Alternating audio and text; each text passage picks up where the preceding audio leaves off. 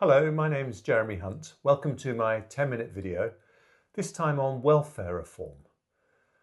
Angela Merkel, former German leader, once famously said that Europe has 7% of the world's population, 25% of its GDP, and 50% of its welfare spend. Perhaps that's one way in which we never really left the EU, because the whole continent remains in the grip of a welfare trap that is massively damaging economic growth. So how do we get out of it? It's something I look at in detail in my new book, Can We Be Rich Again? Firstly, we need to understand the problem. Although the numbers on welfare were falling until 2019 when it came to disability benefits, something went badly wrong after the pandemic. Today, if you're out of work, live in a one-bedroom flat and claim the three main benefits available, you get between £31,000 and £46,000 a year, depending on where you live. The same person working full-time on the national living wage gets just £23,000 after tax. They could potentially top that up with in-work benefits, but with so much more available to those out of work, it's hardly surprising that the Department for Work and Pensions is signing off an additional 1,000 people every single day as not having to look for work. No dynamic economy can possibly operate with such warped incentives. Likewise, the triple lock. Now, I appreciate this is a very sensitive issue, and I'm not arguing that the state pension should be reduced. Quite the reverse. We should guarantee that it will always go up with inflation, so pensioners are protected from price rises. But the triple lock does much more than that. It guarantees above inflation increases. Now, when it was introduced, there was a clear rationale. Pensioners were more likely to be in poverty than others. As a result of the policy, we've helped lift nearly 250,000 older people out of poverty. But now the reverse is true. Pensioners are less likely to be in poverty than other groups who don't get a guaranteed inflation-busting increase in their earnings. And we've been in deficit every year that we've had the triple lock.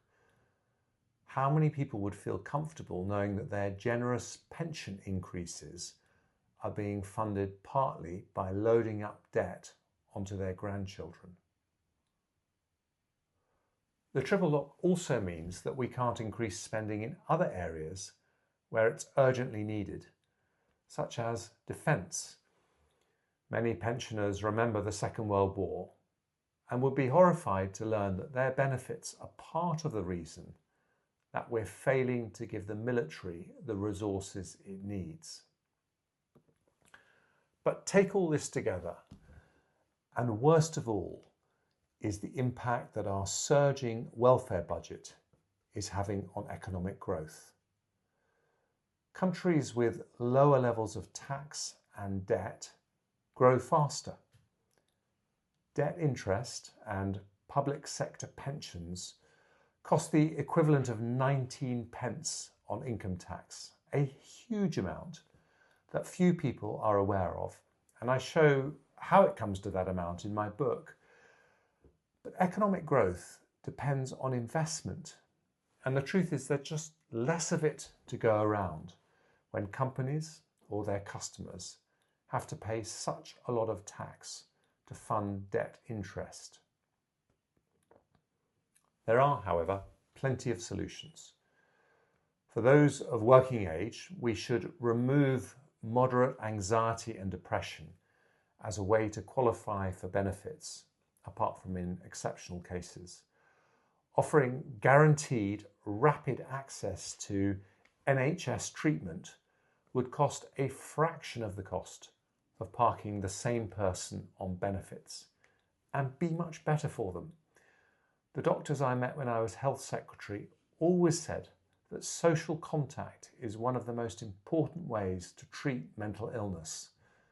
Signing someone off having to look for work can make mental illness worse, not better. And we need a system that does the opposite.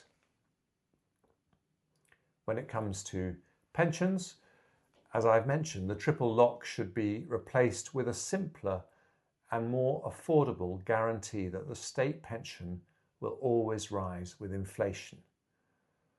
Reform should probably be phased in over a decade as part of a much bigger set of pensions reforms to encourage everyone to save more for their retirement. As part of that, we should scrap the confusing system in which people acquire multiple pension pots from different employers. Instead, we should copy Australia, where you keep one pension pot that follows you from job to job. The greater competition that this has unleashed means Aussies get higher returns on their pension savings, and because they can see the value of their pension anytime on their phone, they also have more incentive to top it up. The reward for such boldness from government would be healthier public finances and faster growth. And the sums are absolutely huge. If we reduce the working age benefit bill to pre-pandemic levels, we'd save around £58 billion a year. Replacing the triple lock with an inflation guarantee would save around £5 billion a year. Taken together, such savings would more than account for the extra 10 to 15 billion pounds a year that General Sir Richard Barrons says is urgently needed for the defence budget. Those savings would also create space for more funding for the NHS and would have made some of the most damaging tax increases, such as the hike in employers' national insurance, completely unnecessary. Now, some would say scrapping the triple lock is a breach of manifesto commitments made by both big parties. I accept that when I was Chancellor, we just didn't have the political capital to make such a big change. And Rachel Reeves and Keir Starmer may feel the same. Even if we keep the triple lock for this Parliament to comply with manifesto commitments by both parties, surely now is the moment to ask whether it should continue to appear in any party's manifesto going forward. Everyone knows it's both unaffordable and unfair. So now is the time to win the argument for reform with the public. And when it comes to manifesto promises, Labour also promised something much more important, namely to deliver the highest sustained growth in the G7. That looks pretty unlikely right now. So perhaps whoever is Prime Minister or Chancellor in the next few months should remember something else Angela Merkel said, namely that growth isn't everything, it's true, but without growth, everything is nothing. Thank you for listening.